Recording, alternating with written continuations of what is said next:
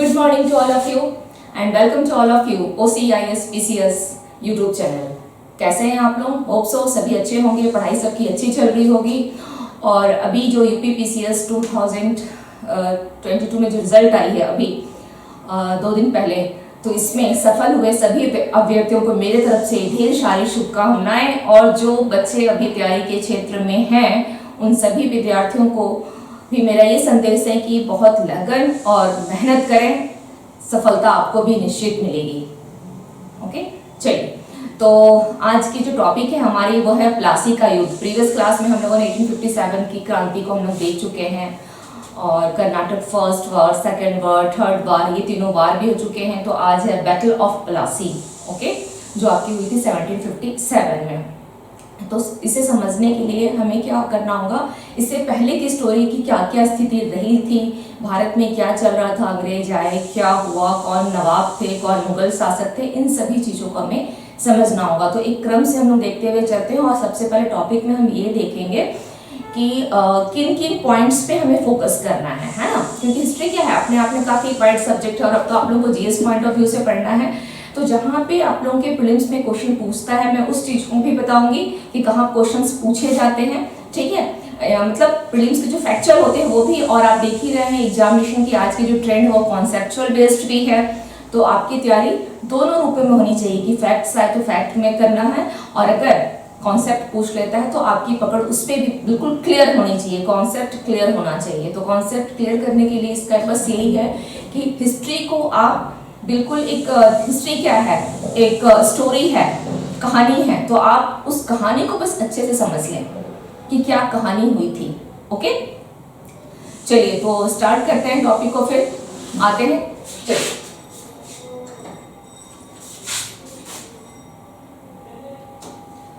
प्लासी का युद्ध। तो हमें इसमें देखना क्या है कि प्लासी कहाँ है ना। आप यहाँ मैप में देख रहे हैं,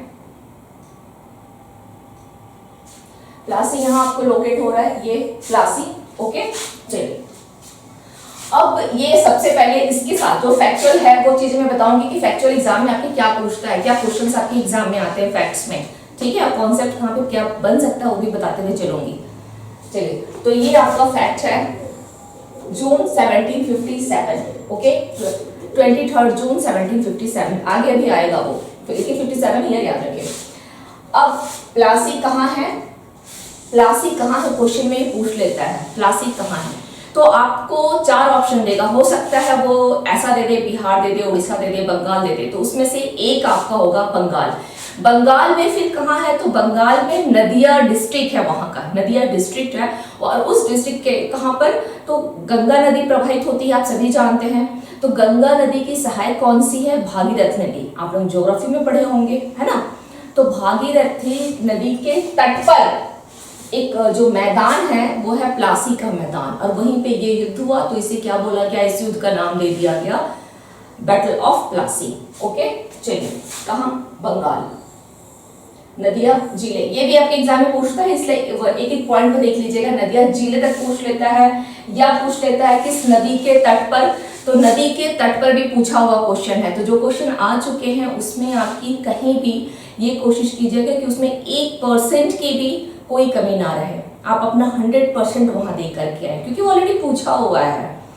आने वाली चीजों का हमें नहीं पता है ना कि किस तरह से क्वेश्चंस आएंगे, उसमें भी लेकिन कुछ है जो गेस की भी रहती है कि हाँ इस टॉपिक से ये इंपॉर्टेंट क्वेश्चन बन सकते हैं, और स्टूडेंट्स उस तरह से फिर तैयारी करते हैं। लेकिन वो क्या है, गेस है, मे बी और मे नॉट बी, बट जो क्वेश्चन आए हुए हैं तो वो तो श्योरिटी है। तो आपको ये चीज का ध्यान रखना है।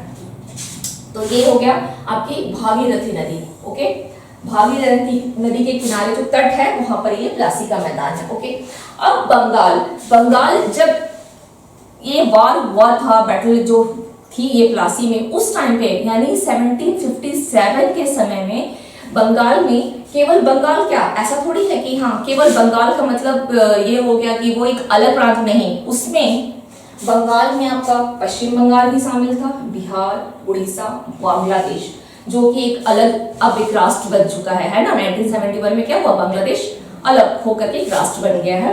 लेकिन उस समय में यानी 57 के टाइम पे बंगाल का मतलब है ये इतना बड़ा बंगाल था। अब देख रहे हैं ना कितना आज के वर्तमान का वर्तमान स्टेट की बात की जाए तो अभी हम पश्चिम बंगाल बोल सकते हैं, बिहार हो गया, बिहार से हट के झारखंड बना, तो झारखंड तो उस समय बिहार में था, तो झारखंड को अभी अगर बात की जाए वर्तमान की तो झारखंड भी उसमें सम्मिलित था, उड़ीसा भी उसमें था। तो इस तरह से ये बंगाल काफी बड़ा था। अब आप लोग ये देखिए कि जब बंगाल इतना बड़ा था तो वहां पर कृषि योग्य भूमि भी थी, व्यापार भी था, सब कुछ वहां काफी उन्नत था। इसको ध्यान में रखिएगा। ये अभी जो मैं कहानी आपको बताऊंगी तो ये कहानी आपकी वहां आएगी, सुनने को मिलेगी, और इसे बहुत इंटरेस्ट के साथ समझने की कोशिश करें। बहुत आसान है, हिस्ट्री कुछ टफ नहीं है। पहले तो दिमाग में बैठा लें कि बहुत आसान सा सब्जेक्ट है। आप में से 90 स्टूडेंट तो बस ये लेके चलते हैं कि टफ है, ईयर याद करना पड़ेगा। नहीं, बहुत आसान है, आपको मैं अभी कहानी बताऊंगी। ओके, चलिए। तो देख रहे हैं कि इतना स्टेट अगर मिला हुआ है तो जाहिर सी बात है कि वो क्या होगा, बहुत समृद्ध क्षेत्र होगा, है ना। अब हमें देखना है प्लासी कहाँ क्या है। अब नेक्स्ट पॉइंट हम देख लेते हैं कि क्या क्या मुगल शासक कौन थे उस समय में, इन लोगों को हमें देखना है। बंगाल का दीवान कौन था, ये पॉइंट्स हमारे लिए है कि इस पॉइंट्स में क्या देखना है, शाह सुजा, इन्हें देखना है, शाह सुजा को, ठीक है। क्योंकि 3 ऐसे इनका नाम है, शाह सुजा हो गया। औरंगजेब को कोई खास भूमिका इसमें नहीं बोला जाएगा क्योंकि औरंगजेब की डेथ हो गई थी 1707 में, तो ये कोई खास क्या कोई भूमिका नहीं है। बस इतना ही बोला जाएगा कि इन्होंने मुर्शिद कुली खां को दीवान में किया था, बस एक लाइन में औरंगजेब का, तो ये इतना इंपॉर्टेंट नहीं है, आप इसे स्किप कर सकते हैं। अब दूसरा क्या है, फर्रुखशियार। ओके, फर्रुखशियार ये मुगल शासक, ये मोहम्मद शाह रंगीला का समय था। मोहम्मद शाह रंगीला, इनका भी कोई इसमें एक ऐसा नहीं, हाँ उस टाइम पे थे इसलिए हम लोगों ने ले लिया, लेकिन इनकी तरफ से अपना कोई इनका एक योगदान या भूमिका बोला जाएगा ऐसा कुछ नहीं था। ओके, फर्रुखशियार शाहसुजा हो गए इस स्लाइड में। अब यहाँ देखते हैं कौन थे, तो यहाँ पे अजीम उल शान का थोड़ा याद रखिएगा। ओके, अजीम उल शान ये सूबेदार था बंगाल का, थोड़ा सा ध्यान रखिएगा। And one of the most important personalities मुर्शिद कुली खान, ये नाम इंपॉर्टेंट है। ओके, ये ध्यान रखना है। बाकी सुजाउद्दीन है, आप कर सकते हैं। सरफराज, ये सरफराज है। ओके, सरफराज, थोड़ी सी टाइपिंग एरर है, सरफराज है ये।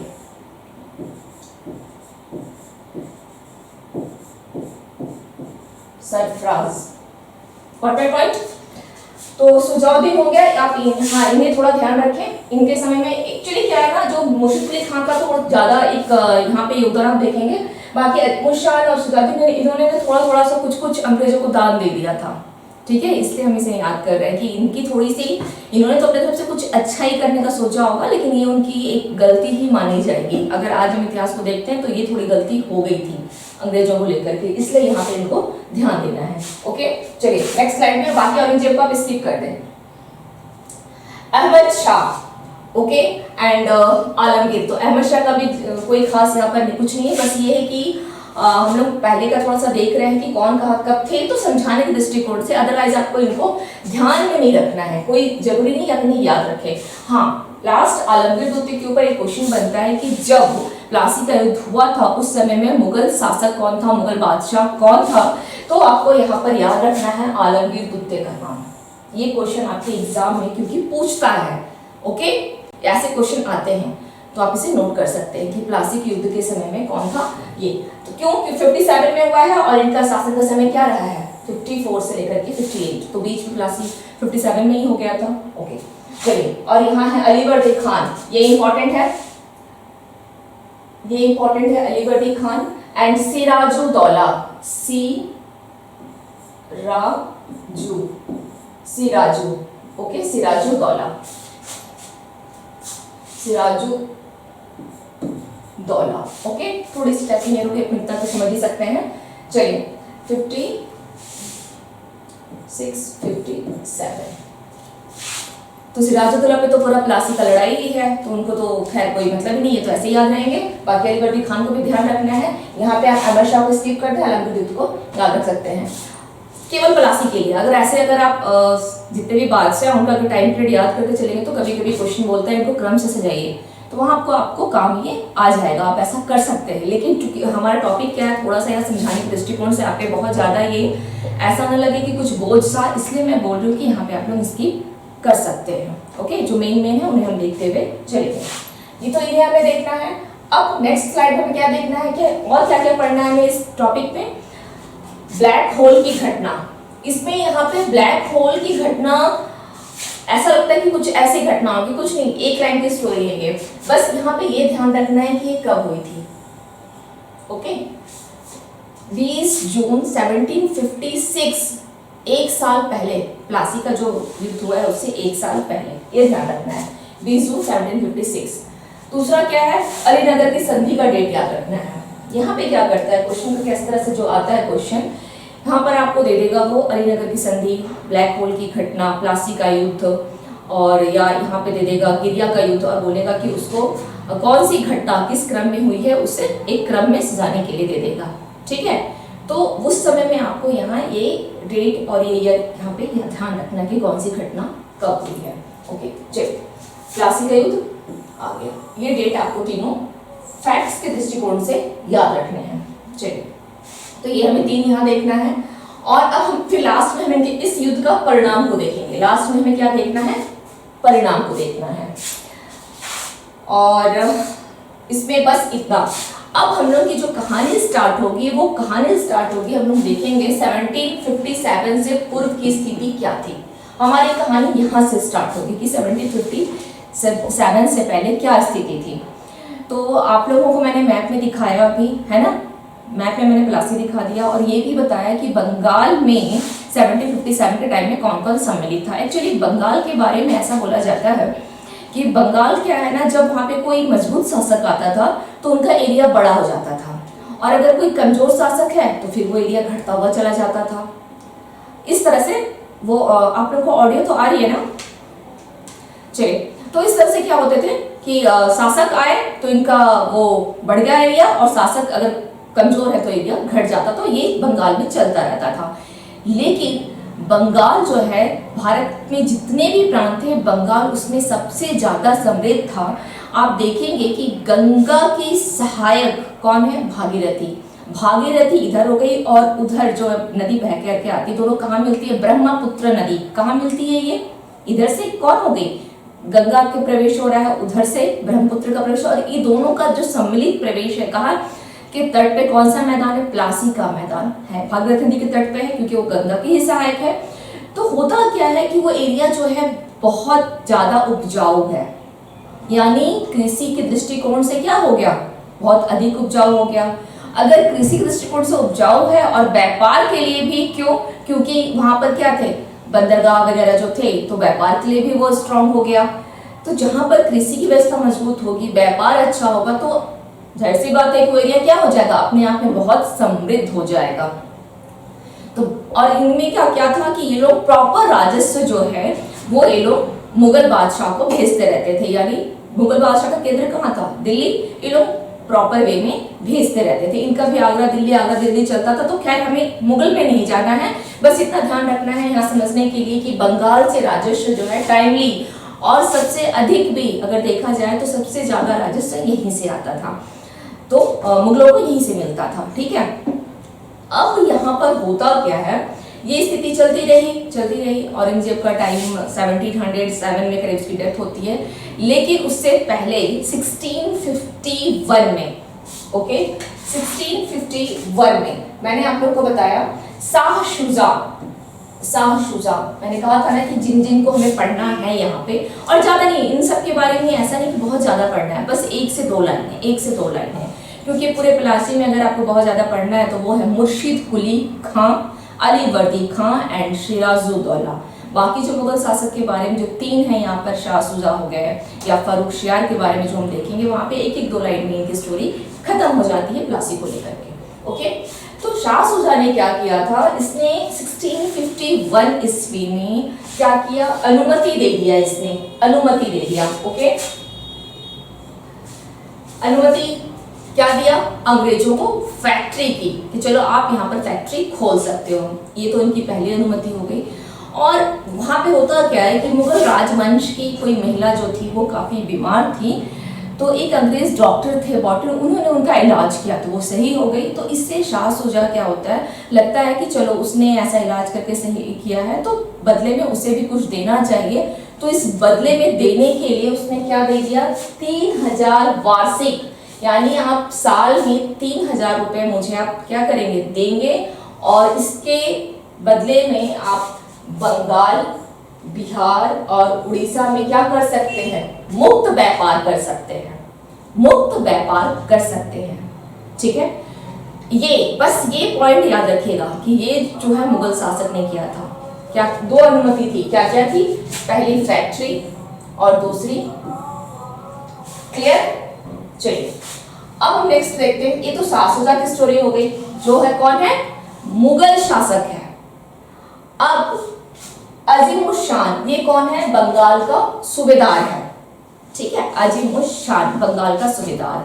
और कौन है ये, औरंगजेब का पोता। ओके, इसने क्या अनुमति दे दिया, दूसरी जो गलती हुई है, दूसरी गलती क्या थी, इसने अनुमति दे दिया कि आपको कालीकता, सुल्तानती और गोविंदपुर, इन तीनों प्लेस की जमींदारी दे दिया। कि जमींदारी किसको मिला, अंग्रेजों को दे दिया। ठीक है, यही छोटी छोटी जो भूल है ना, वो प्लासी का युद्ध करवा दी और जिसका परिणाम बहुत घातक निकल गया। पहली शाह सुजा ने किया 1651 ईस्वी में, मुक्त व्यापार बंगाल, बिहार, उड़ीसा। ओके, दूसरी गलती अजीमुशान ने, क्या हुआ, कालीकता, सुल्तानती, गोविंदपुर की जमींदारी दे दी अंग्रेजों को 1698 ईस्वी में। क्लियर। अब हम लोग आते हैं फर्रुखशियार पे। मैंने कहा था दो नाम को ध्यान रखना है, शाह सुजा एंड फर्रुखशियार। ये कौन है, मुगल शासक है। अजीमुशान मुगल बंगाल का सूबेदार, इसलिए मैंने जो फॉर्मेट तैयार किया है उसमें एक तरफ सबका नाम लिख दिया है ताकि समझने में दिक्कत ना हो।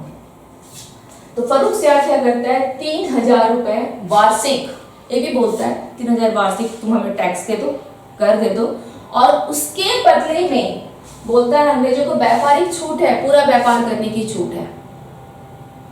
फर्रुखशियार की ये गलती। ओके, दो शासक ने और एक सूबेदार ने गलती किया। क्लियर, फर्रुखशियार समझ में आ गया। ये फर्रुखशियार तो टाइम भी ध्यान रखिएगा, यहाँ पे 1713 से 1717 ईस्वी तक, 1790 ईस्वी, सॉरी 1790 ईस्वी है ये। ओके, फर्रुखशियार का टाइम था। तो इसने क्या किया, वार्षिक और अंग्रेजों को व्यापारिक छूट दे दिया इसने। क्लियर। इसके बाद अब होता क्या है, यहाँ पे एक चीज आपको नोट करना है कि औरंगजेब का रोल, मैंने कहा था ना कि उसने केवल मुर्शिद कुली खान को बंगाल का दीवान बनाया था 1700 ईस्वी में।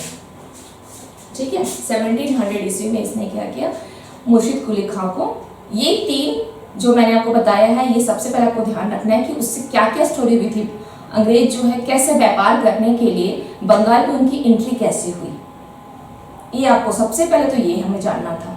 प्लासी का युद्ध हुआ है, ठीक है, लेकिन सबसे पहले ये जो अंग्रेज थे बंगाल में कैसे उनकी एंट्री हो गई, इतना छूट कैसे मिल गया। तो सबसे पहला छूट शाह सुजा ने, दूसरा छूट अजीमुशान जो वहां का सूबेदार था बंगाल का, उसने दे दिया, और तीसरा छूट फर्रुखशियार ने दे दिया। क्लियर। चलिए, अंग्रेज तो आ गए, नए व्यापार करने की छूट मिल गई। 1717 में इसने जो फरमान जारी किया इनको छूट मिल गई, अंग्रेज आ गए। 1700 में बंगाल का दीवान कौन बनता है, मुर्शिद कुली खां। ठीक है, इस उसी समय बन जाता है। लेकिन फर्रुखशियार जो है वो इसे क्या बनाता है, 1717 ईस्वी में बंगाल का दीवान से क्या बना देता है, सूबेदार बना देता है मुर्शिद कुली खां को। That's the point. मुर्शिद कुली खां को क्या करता है, और इसका टाइम पीरियड ये है, मुर्शिद कुली खां का 10 साल का है, करीब 27 ईस्वी तक ये सूबेदार रहा है। तो ये मुर्शिद कुली खां को बंगाल का सूबेदार, इससे पहले वो दीवान होता है 1700 में, ये फर्रुखशियार बना देता है। ठीक है, तो जब मुर्शिद कुली खां सूबेदार बनता है तो ये बहुत सारे जो हैं चेंजिंग लाता है। सबसे पहले ये क्या करता है, इसका अजीम उर शान से तो मतभेद हो जाता है सबसे पहले। क्यों? क्योंकि अजीम उर शान जो अंग्रेजों को कुछ ज़्यादा ही छूट दे रखा था। भाई तुमने जिम्मेदारी दे दिया ठीक है, लेकिन उसके बावजूद भी बहुत ज़्यादा छूट दे रखा था। छूट किस सेंस में? छूट का मतलब होता है कि हम जिम्मेदारी देने के बावजूद भी थोड़ा तो उस पर पकड़ रखो नहीं। इसके चलते क्या होता, अगर आप पकड़ नहीं रखे हो तो वो अपनी मनमानी कर रहे थे, तो इसकी उससे बनने गई थी कि तुमने बहुत ज़्यादा छूट दे रखा है, इससे उसका मतभेद हो जाता है। तो ये बोलता है कि इससे तो उसका मतभेद हो गया। तो ये राजधानी को, जो बंगाल की राजधानी ढाका थी, वहाँ से ये मुर्शिदाबाद ले आता है राजधानी को। मुर्शिद कुली खां कहाँ लेके आता है? मुर्शिदाबाद ले आता है। बोलता है कि नहीं, मुझे तुम्हारे साथ यहाँ पे नहीं रहना है, मैं चलता हूँ। अपनी राजधानी को उसने हटा लिया, मुर्शिदाबाद ले आया। और इसने क्या किया, 1719 में जब उड़ीसा पर भी इसका अधिकार हो जाता है तो फर्रुख शहर इससे खुश होता है कि देखो, है ना, टैलेंट है इसमें। ये बोलता है उड़ीसा का भी सूबेदारी तुम अपने पास ही रखो, मतलब उड़ीसा के भी तुम अब सूबेदार रहोगे। बंगाल के तो तुम थे ही, अब तुम उड़ीसा के भी हो, क्योंकि 1719 में, ये डेट याद रखिएगा, 19 में उड़ीसा को अपने अधिकार में ले लेता है, वहाँ का सूबेदार भी बन जाता है। और इसके समय में जनता भी बहुत खुश थी, क्योंकि इसने ना इजारेदारी प्रथा इसके द्वारा लाया गया था। इजारेदारी, तकाबी ऋण, मतलब अग्रिम ऋण, जैसे किसानों को पहले ही क्या किया कर दिया जाता था कि उनको पहले ही जो है लोन दे दिया जाता था कि चलो तुम आराम से अपना खेती कर लो, ठीक है, उनको एक तरह से मदद मिल जाती है। और इजारेदारी प्रथा इसी की लाई हुई थी। उसमें क्या होता है इजारेदारी में कि जो भूमि होती है और जो राजस्व आप कलेक्ट करोगे वो ठेके के ऊपर कलेक्ट किया जाता है, किसी ठेकेदार को देते हैं, कहा कि चलो तुम इतना रेवेन्यू कलेक्ट करके दे दो। इजारेदारी प्रथा किसकी थी? तो ये मुर्शिद कुली खां की थी, ठीक है। तो इससे इसने बहुत कुछ अच्छे इन कार्यों के लिए जनता इससे काफ़ी खुश रहती थी। और जनता अगर खुश है तो क्या होगा, वो बहुत ईमानदारी से अपने काम को करेगी। तो बंगाल भी इसके रिजल्ट में काफ़ी समृद्ध फलता फूलता चल रहा था। उड़ीसा भी इसमें आ गया, बंगाल में शामिल हो गया, उड़ीसा भी आ गया, ठीक है।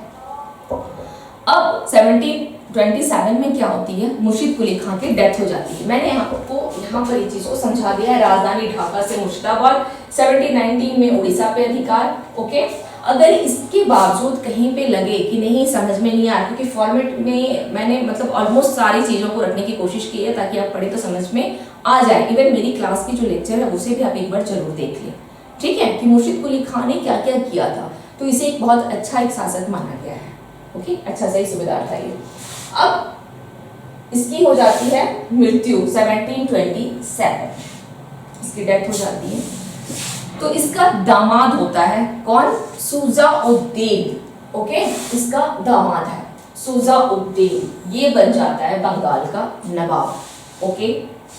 इसके समय की केवल एक चीज को आपको याद रखना है कि 1719 में उड़ीसा शामिल हो गया बंगाल में, और 1733 में आपका जो है बिहार, ओके, बिहार पे इसका अधिकार हो जाता है। ये 33 है, ये 53 नहीं होगा, 33 है, 33, ओके, 33। क्वेश्चन पूछ लेता है कि मुगलों के समय में कब बिहार पे जो हुआ था। तो 1733 में क्या होता है, बंगाल का नवाब कौन बन जाता है? अलीवर्दी खां। कैसे बन जाता है देखिए, सुजागी तो रहता है कि चलो ये तो उसका दामाद है, लेकिन जब ये देखता है कि बिहार पे अधिकार किसका हो गया, बिहार अधीन, बिहार पे अधिकार हो जाता है, तो इसने क्या किया, बिहार पे अधिकार करने पे बिहार का सूबेदार किसको बनाया? अलीवर्दी खां को बिहार का सूबेदार बना दिया। क्लियर? मुर्शिद कुली खां के बाद नवाब कौन बनता है? शुजा-उद-दीन। इसके समय की केवल एक ही घटना है कि 1733 में बिहार इसके अधीन आ गया था और इसने बिहार का सूबेदार अलीवर्दी खां को बना दिया। केवल इसके साथ इतनी घटना है। कोई डाउट है? किसी तरह की कोई डाउट हो तो कमेंट सेक्शन में आप लोग काइंडली कमेंट किया करें। उससे क्या होगा, मुझे समझ में आएगा कि कहीं कोई डाउट है तो उसे क्लियर करने की कोशिश की जाऊगी, है ना। तो ये बन जाता है अलीवर्दी खां। अब शुजा-उद-दीन की क्या होती है? डेथ हो जाती है। शुजा-उद-दीन की डेथ हो जाती है। उसके बाद बंगाल का जो नवाब है सुजाउद्दीन का पुत्र है सरफराज, ये बनता है, सरफराज बन जाता है सुजाउद्दीन के बाद। सुजाउद्दीन की केवल एक घटना, ये ध्यान रखना है, केवल एक घटना यही है, इसके समय में बस इतना ही हुआ है, कोई खास इसकी उपलब्धि नहीं रही है। और इससे भी गया गुजरा इसका बेटा सरफराज था, अयोग्य शासक निकला वो अयोग्य शासक निकला जिसका फायदा किसने उठाया? अली वर्दी खान ने उठाया, जो अब तक बिहार का सूबेदार था। वो आता है और उसकी इच्छा होती है क्यों ना बंगाल का नवाब मैं बन जाऊं, क्योंकि ये तो ऑलरेडी अयोग्य शासक है। इसके साथ वो युद्ध करता है, गिरिया का युद्ध होता है 1740 में। ये आपसे एग्जाम में पूछता है फैक्ट्स में, गिरिया का युद्ध किसके किसके बीच में हुआ था? तो वो हुआ था सरफराज और अली वर्दी खां के बीच में। और उसके पीछे रीजन था क्योंकि ये अली वर्दी खां बंगाल का नवाब बनना चाहता था। सरफराज ऑलरेडी क्या था? अयोग्य शासक था। तो ये युद्ध कर लेता है, सरफराज क्या होता है? युद्ध में मारा जाता है एंड फाइनली अली वर्दी खां बंगाल का नवाब बन जाता है। ओके, फाइनली वो नवाब बन जाता है। अब आते हैं स्टोरी अली वर्दी खां पर, जो कब से कब तक है? 1740 से लेकर के 56 ईस्वी तक है ये, ठीक है, 56 ईस्वी तक है। ये फर्स्ट क्या है? बंगाल का तो ये नवाब बन ही चुका है, बंगाल का नवाब बन गया, लेकिन इसके समय में मराठा आक्रमण बहुत होता है, मराठों का आक्रमण होता है, ठीक है, काफी परेशान रहा। आप 51 ईस्वी तक तो ये मराठों का आक्रमण झेलता ही रह गया, 56 तक तो था लेकिन 51 तक मराठों का आक्रमण ही चलता रहा।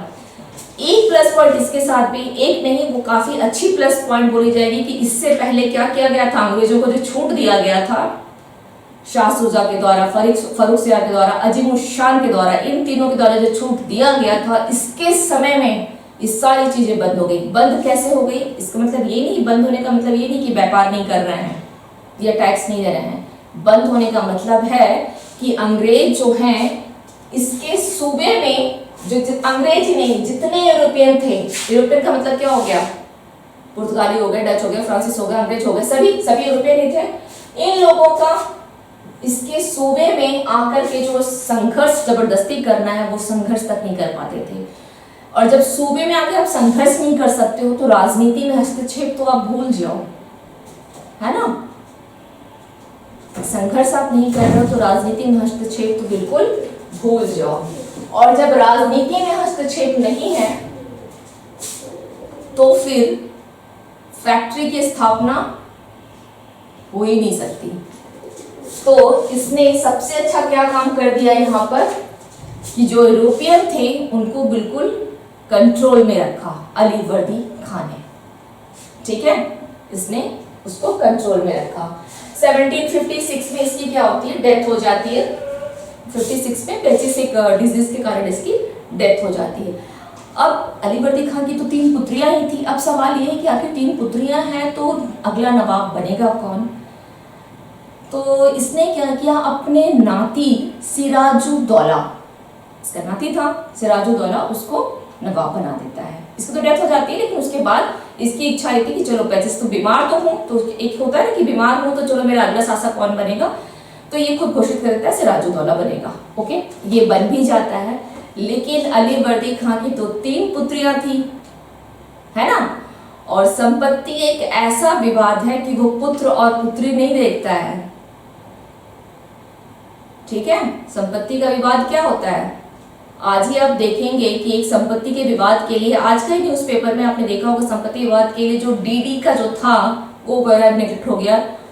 एक आई है आर्टिकल आप उसमें कि एक पिता की डेथ हो चुकी है और तीनों बच्चे के जो उन्होंने हाई कोर्ट में, सुप्रीम कोर्ट में गए हुए हैं और मुद्दा चल रहा है वो डीडी की संपत्ति का ब्यौरा कि हमें भी पिता की संपत्ति में चाहिए, ठीक है? तो संपत्ति जो सोचिए 1757 में और आज भी ये बना हुआ है। लड़कियां भी कोई कम थोड़ी है संपत्ति लेने में, नहीं, वो भी कम ही रहती हैं। अगर भाई है तो भाई के साथ भी ले लेती हैं, और अगर बहन बहन है तो ये मुद्दा ज्यादा दिखाई देता है। भाई के साथ शायद आपको कहीं दिखेगा कि चलो कोई बात नहीं मेरा भाई है, लेकिन अगर बहन बहन है तो वहां तो संपत्ति का जो मुद्दा है वो बहुत बृहत रूप में है। तो फिर सिराजुद्दौला कैसे बच पाता, है ना? और जब सिराजुद्दौला नहीं बचा तो इतिहास है जो दोहरा देती है ओके।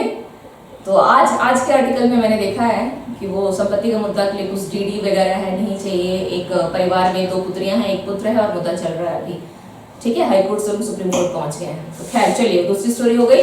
तो अलीवर्दी खां की भी 3 पुत्रियां होती हैं और 3 पुत्रियों में इस पे एक से इसने क्या किया, एक नाती को इसने बना दिया। तो जाहिर सी बात है, जो 2 पुत्रियां थी उनको तो इस बात की बहुत तकलीफ। तो इसकी एक मौसी थी घसीटी बेगम, ठीक है, और इसका मौसेरा भाई था शौकत जंग।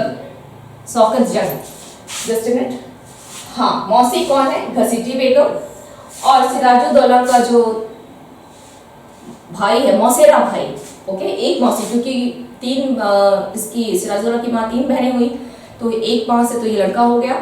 बाकी जो 2 इसकी मौसी थी उसमें एक इसकी मौसी खुद प्रेजेंट थी घसीटी बेगम, और दूसरे में जिसका विरोध में खड़े थे 3 लोग इसके विरोध में थे। सिराजुद्दौला की खुद सोचे कि अंग्रेजों से हम क्या लड़ेंगे, वो तो हम उनसे तो बाद में लड़ेंगे, तो घर में ही दुश्मन है ना, ये घर की दुश्मनी थी। तो ये तीनों उसके विरोध में हो गए। और जब देखे अंग्रेजों ने क्या देखा, अच्छा ये तो अब तक तो अलीवर्दी खां तक तो ये घुस नहीं पाते थे, देखा कि इनके तो आपस में विवाद चल रहा है, तो क्यों ना हम भी थोड़ा सा सपोर्ट कर दें, है ना, थोड़ा सा हम भी सपोर्ट कर दें। तो विरोध में कौन कौन हो गए थे सिराजुद्दौला के, घसीटी बेगम, शौकत जंग, ये पूर्णिया का नवाब था, ओके, पूर्णिया का, और अंग्रेज, ये तीनों विरोध में थे।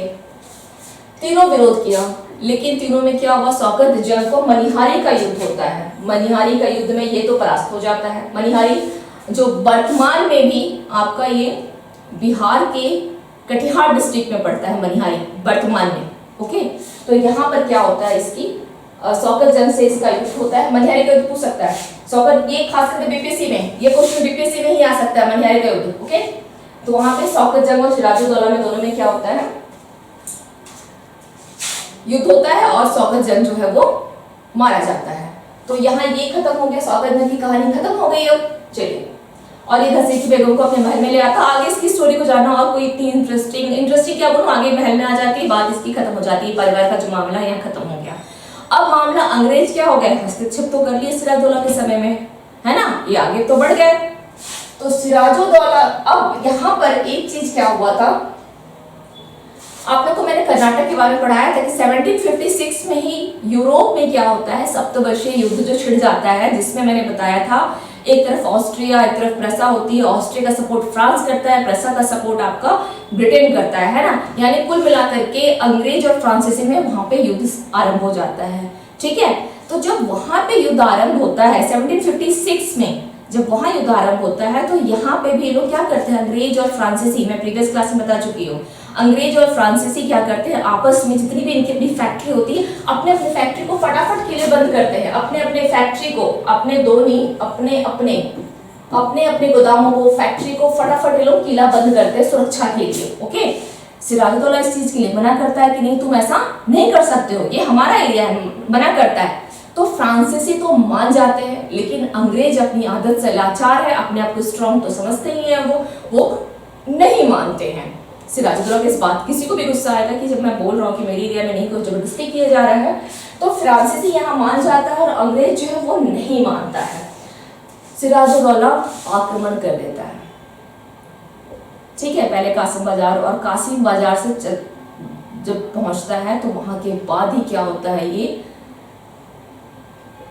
कासिम बाजार के बाद ही कलकत्ता पर अधिकार करता है। कलकत्ता में फोर्ट विलियम पर इसका अधिकार हो जाता है, ठीक है, फोर्ट विलियम पर 20 जून को कासिम बाजार पे। तो खैर कासिम बाजार एक यहाँ से क्वेश्चन ही पूछेगा, तो ऐसा वो कासिम बाजार का अधिकार करता है, वहाँ पे जो रहते हैं ढुके वगैरह वो लोग वहाँ से भाग जाते हैं, जाकर के द्वीप में छिप जाते हैं, तो वो कहानी की यहाँ जरूरत नहीं है। तो ये फाइनली जब ये अंग्रेज नहीं मानता है, यहाँ पे ये ध्यान रखिएगा कि फ्रांसीसी तो मान जाते हैं, वो किलाबंदी करना छोड़ देता है, अंग्रेज नहीं मानता है, तो सिराजुद्दौला जाकर के आक्रमण कर देता है, फोर्ट विलियम पर अधिकार कर लेता है, ओके।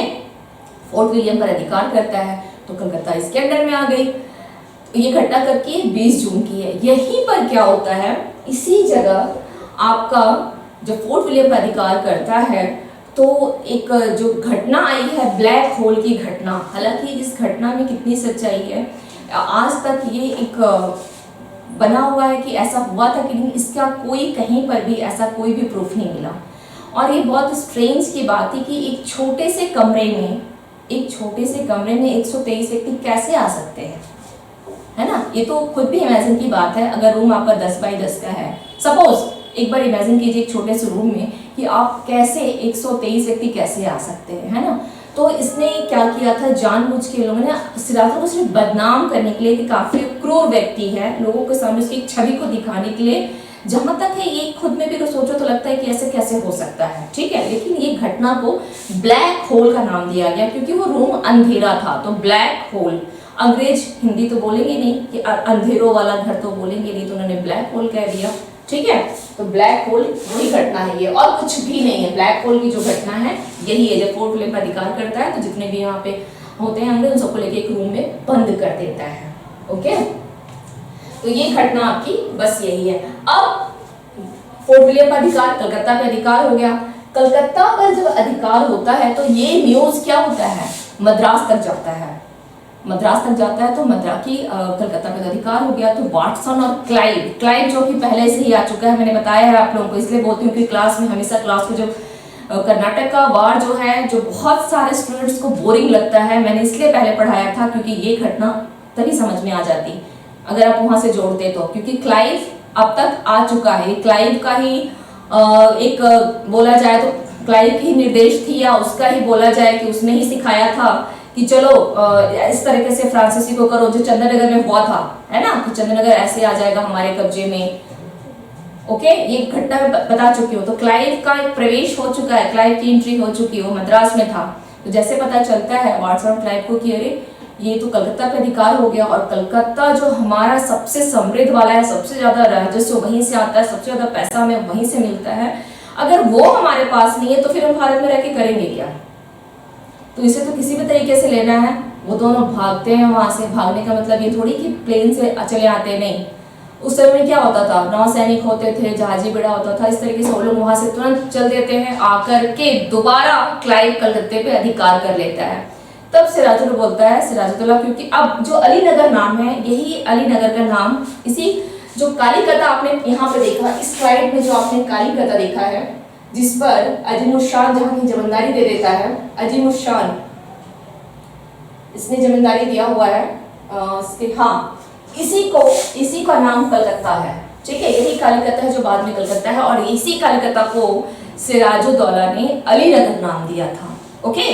तो फोर्ट विलियम में जब अधिकार करता है तो कलकत्ता पे अधिकार, और यही कलकत्ता तो अलीनगर है, तो इसलिए ये अलीनगर की संधि कहलाती है, ओके। ये कौन सी संधि कहलाती है, अलीनगर की संधि कहलाती है। क्लियर, यहां तक कोई डाउट नहीं है। अलीनगर की संधि कहलाती है, तो क्या करता है, ये संधि कर लेता है, ओके। अब संधि क्या होती है, ये आपके फैक्ट्स में तो नहीं, फैक्ट्स में केवल आपसे ये पूछेगा डेट याद रखिएगा, 9 फरवरी 1757। संधि क्या है वो हम लोग देख लेते हैं। संधि है मुगल बादशाह द्वारा अंग्रेजों को दी गई सभी सुविधाओं को नवाब ने स्वीकार कर दिया, यानी जितने भी सुविधाएं मुगल बादशाह इनको देते रहे तो सिराजुद्दौला ने स्वीकार कर लिया, ओके। अंग्रेजों के दस्तक यानी फ्री पास से जो भी सामान आएगा उस पर बंगाल, बिहार और उड़ीसा की सीमाओं में कोई कर नहीं लिया जाएगा। इसका मतलब समझ में आ रहा है ना, दस्तक ये क्या था, फ्री पास, आपको टैक्स नहीं पे करना है। तो ये नुकसान किसका होता, भारतीयों को होता, यहाँ के लोगों का होता, बंगाल के नवाब का होता, लेकिन अंग्रेजों को क्या है, टैक्स पे नहीं कर रहे, आराम से व्यापार कर रहे हैं, है ना। तो ये संधि में ये ज्यादा इंपॉर्टेंट है, बाकी ये तो ठीक है कि सभी सुविधाओं को नवाब ने स्वीकार कर लिया। उसके बाद थर्ड देखते हैं, नवाब कंपनी और उसके कर्मचारियों की उन सभी वस्तुओं को वापस कर देगा जिन्हें नवाब ने छीन लिया था, नवाब को वापस करना था, ओके। इसके अतिरिक्त नवाब क्षतिपूर्ति के रूप में 3 लाख रुपए अंग्रेजों को दिया। ये भी एक बहुत भारी रकम थी, उस समय में ये रकम बहुत भारी थी, ओके। तो एक तरह से इसने तो अभी ही बोला जाए तो सिराजुद्दौला को बुरी तरीके से कमजोर कर दिया था। अंग्रेज कलकत्ता की किलेबंदी अपनी इच्छा अनुसार करेंगे, जिसे बोला जाता है कि उस समय भारत का ताज जहां सबसे ज्यादा रुपया वाला क्षेत्र, इसमें किलाबंदी अपने हिसाब से करेंगे। तो ये तो हर्ट जो है ले चुके थे, है ना। अंग्रेजों को अपने सिक्के ढालने का अधिकार होगा, टकसाल का भी अधिकार इनको मिल गया। संधि में ये तय किया गया था। ओके, संधि में ये तय हो गया। अब नेक्स्ट क्या होता है, इतना से भी क्लाइव खुश नहीं होता है, लगता है कि नहीं कुछ कम है, कुछ और किया जाए, कुछ और किया जाए, क्योंकि इनके मन में बहुत ज़्यादा लालच आ गया था। ये चाहते थे कि जितना जल्दी से जल्दी हम यहाँ की क्या हो गए पूरी सत्ता में हम आ जाएं, क्योंकि वो देख चुके थे, उन्हें पता था कि भारत को क्या बोला जाता है, सोने की चिड़िया वाला देश जो बोला जाता है ना। तो इनको लगा कि नहीं अधिक से अधिक, मन में लालच क्या होता है, और नहीं इतना कम है, और चाहिए और चाहिए। तो क्लाइव संतुष्ट था नहीं, उसने बोला अब ऐसा क्या किया जाए जो इसको नवाब के पद से इसको हटाओ और किसी ऐसे को रखो जिसको कठपुतली की तरह हम घुमा सकते हैं। और उन लोगों को यहाँ के लोगों के बारे में पता चल चुका था, जब कर्नाटक का फर्स्ट वार हुआ था ना, तभी वो जान चुके थे कि यहाँ के जो राजा है और यहाँ के जो सैनिक कितने यहाँ के मजबूत है, यहाँ के लोगों के बीच में कितना आपस में बन रहा है। वो पता है कि 10-10 हजार सेना भी जो है वो 1000 सेना के सामने हार रही है, उनका खोखलापन उनको पता था। तो इसने कहा कि कुछ तो और करना होगा, और पता तो चल ही गया था कि नवाब के पीछे क्यों ना षड्यंत्र रचा जाए, है ना। इसलिए इसे बोला जाता है ना कि धोखे और छल का युद्ध था, धोखे और छल से आ रहे थे, धोखे और छल का युद्ध रहा। तो बोलता है कि नहीं कुछ करना चाहिए। तो षड्यंत्र में, उस नवाब को हटाने के षड्यंत्र में कौन कौन शामिल थे, ये क्वेश्चन आपके प्रीलिम से पूछता है, इसलिए ये सभी नाम को ध्यान रखिएगा। Mir Jafar, Mir, just a minute,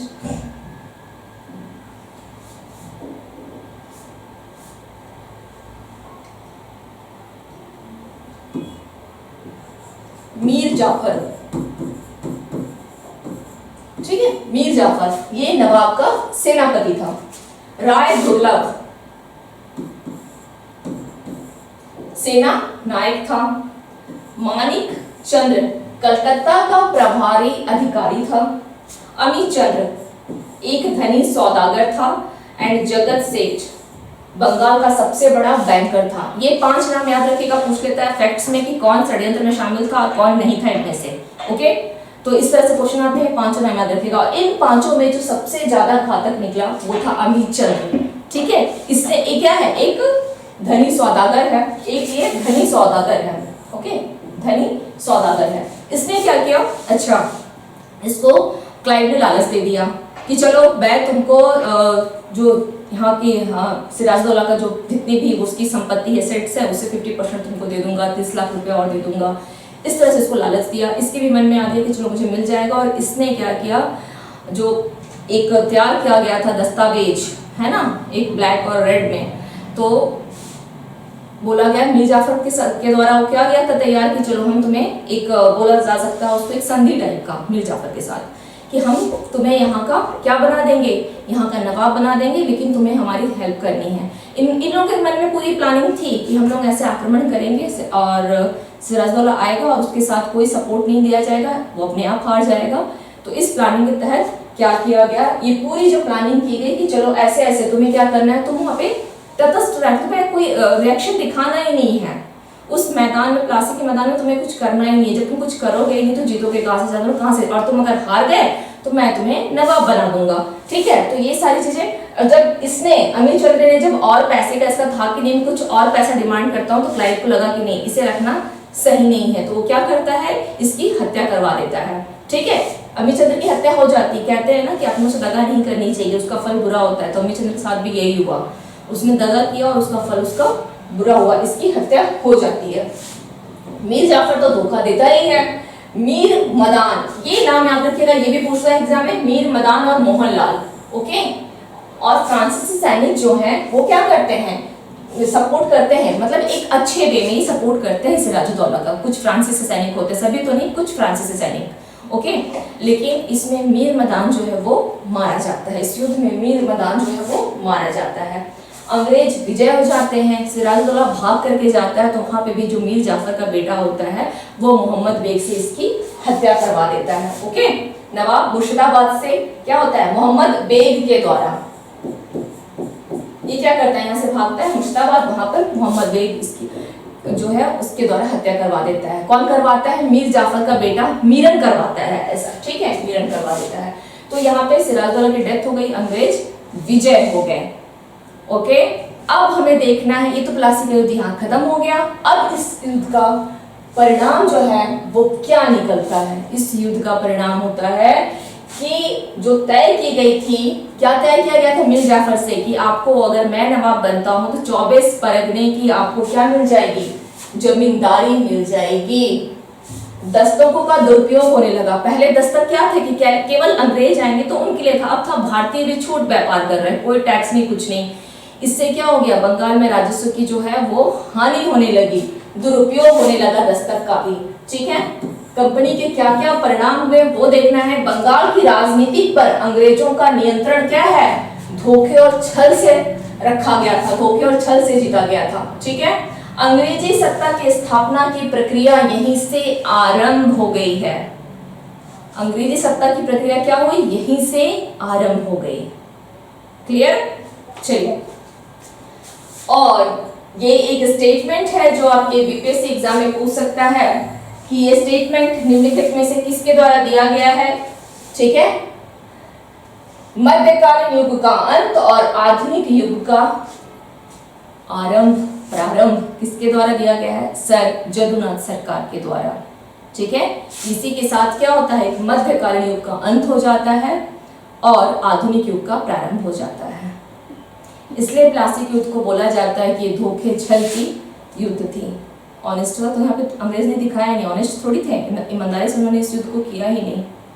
अगर अपने ही दगा नहीं देते तो सिचुएशन ये नहीं होती। और भारत जो है 1947 तक गुलाम बन करके नहीं रहता है ना, यानी कुछ लालच ने क्या किया? पूरे देश को लेकर के गुलाम बनवा दिया। ओके, चलिए, तो आप लोगों में से अगर किसी को कुछ डाउट हो तो कमेंट सेक्शन में आप लोग कमेंट करके जरूर पूछ लें। ये मेरी अपनी यूट्यूब चैनल है, पसंद आए तो लाइक शेयर एंड सब्सक्राइब जरूर करें। किसी प्रकार की कोई डाउट हो आप लोग विदाउट एनी हेजिटेशन कमेंट्स कर सकते हैं। टॉपिक को यहाँ एक लेक्चर में सुनने के बाद दोबारा फिर से सुनिएगा, कहानी बहुत आसान लगेगी। होप सो ये याद हो जाएगा, सुनने में ही याद हो जाएगा। ओके, इसे इंटरेस्ट लेकर के समझा करें, कभी भी पढ़ाई को बर्डन ना बनाएं। तो बहुत अच्छी चीज है, एक इंटरेस्ट है, कहानी है कि क्या हुआ था प्लासी में, अपने देश के बारे में जानना है। कुछ लोग हैं मोबाइल में बैठ करके न्यूयॉर्क और यूके का इमेज वगैरह देखते रहते हैं। पहले अपने यहाँ का तो इतिहास जान जाओ। कोई तुमसे पूछेगा तो तुम तो बता सको कि क्या कुछ है हमारे यहाँ भी। हम खुद अपने यहाँ के बारे में जानते हैं। तो इतिहास वो चीज़ है, पढ़ाई कर रहे हैं तो किताब के साथ साथ एक होता है कि नहीं, हमें और भी चीज़ों की नॉलेज रखनी चाहिए, है ना, क्योंकि इंटरव्यू में वो नॉलेज वो चीज़ की एक्स्ट्रा क्या है आपके पास वो देखा जाता है। ओके, चलिए ठीक है। तो फिर नेक्स्ट जो मेरी क्लास होगी वो तो करंट अफेयर्स की होगी, क्योंकि मैं हिस्ट्री एंड करंट अफेयर्स दोनों आपका ले रही हूँ। तो मिलते हैं फिर नेक्स्ट क्लास में। Thank you to all of you and have a nice day.